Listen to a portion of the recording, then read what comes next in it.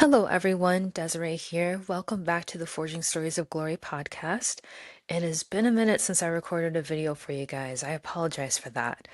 But I am back now and back at full speed with doing this. And today I wanted to share some thoughts that I had from a musical that I recently watched or rewatched. The musical is Hamilton. It is one of my favorites. I have watched it multiple times. I have listened to all the different songs. I have perfected my satisfied rap. I will not do that live for you here, but it is one of the best pieces of theater that I have ever seen. And I could talk honestly for hours about some of the ins and outs with the writing and the ins and outs with the characters and the songs and all of that. But for today specifically, I want to talk about the last song. The last song that Lin-Manuel Miranda wrote for the play is called "Who Lives, Who Dies, Who Tells Your Story." And sometimes when I listen to that song, I just start weeping because it's so true to life. There's a lyric in it that says, but when you're gone, who remembers your name, who keeps your flame, who tells your story?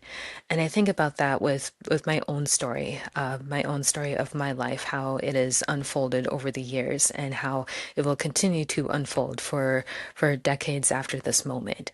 And I'm thinking about you, dear listeners, as you are looking at your own lives, how your own lives have unfolded up until this moment and will continue to unfold for years or decades after you listen to this podcast. And I want to encourage you because if you are listening to this podcast, you want to write your story. You want to write a story that is going to stick with people, that is going to make people think, that is going to give people hope, that is going to give people courage.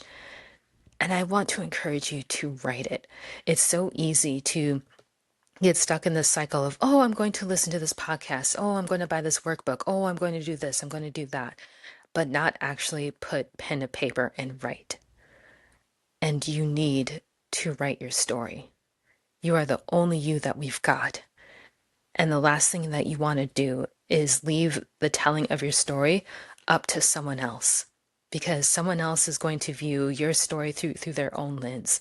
And they might bring up, oh, this is how this person hit me, this is or hurt me, this is how this person did me wrong. They might spin it in such a way where you're the villain. And you know yourself. You know you're not the villain. You are the hero of your own story. So I encourage you to write it and share your story in a way that is real and authentic for you.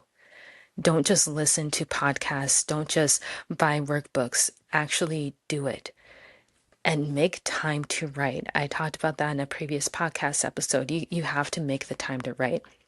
Yes, there are always a million things to do throughout the day. There are chores that need to be done. There are meetings that you need to go to.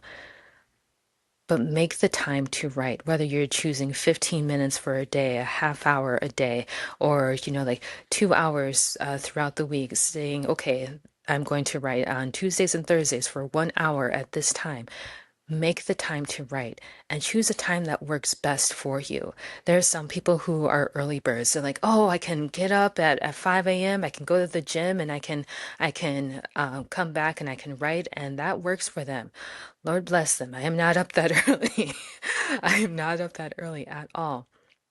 But I do make it a point to say, okay, when I'm going to be awake, when I'm going to be energized. Oh, I'm energized at 8 o'clock at night. Okay, cool. Let me pull out my notebook. Let me pull out my laptop and start writing, start putting all my thoughts down onto paper, because those thoughts that you have of how to tell your story, they're going to do nothing if they just stay in your brain.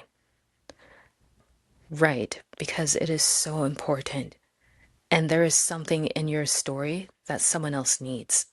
There is a breakthrough that you have received after years of toiling, after years of praying, after years of trying X, Y, or Z to try to make things work, to get to the point where you needed to be.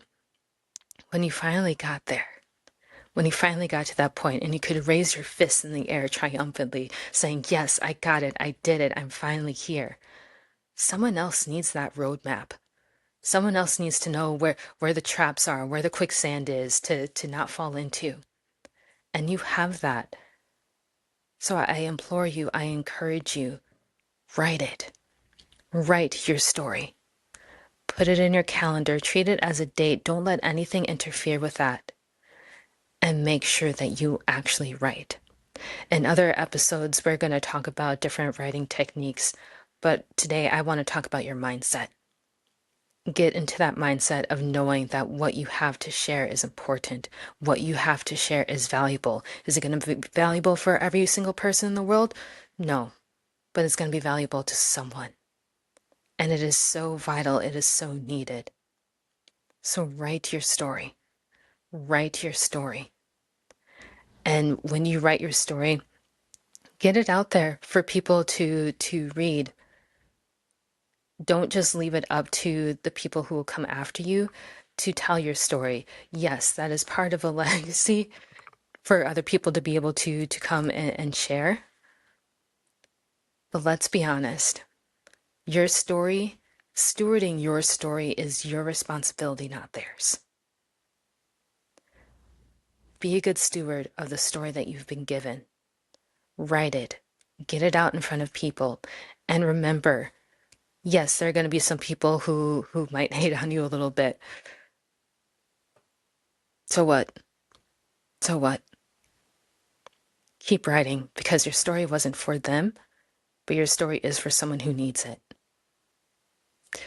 Thank you so much for joining me today. This has been our Forging Stories of Glory podcast. Tune in again next week and we will share some more writing tips, some more encouragement, and yeah, it's going to be a lot of fun.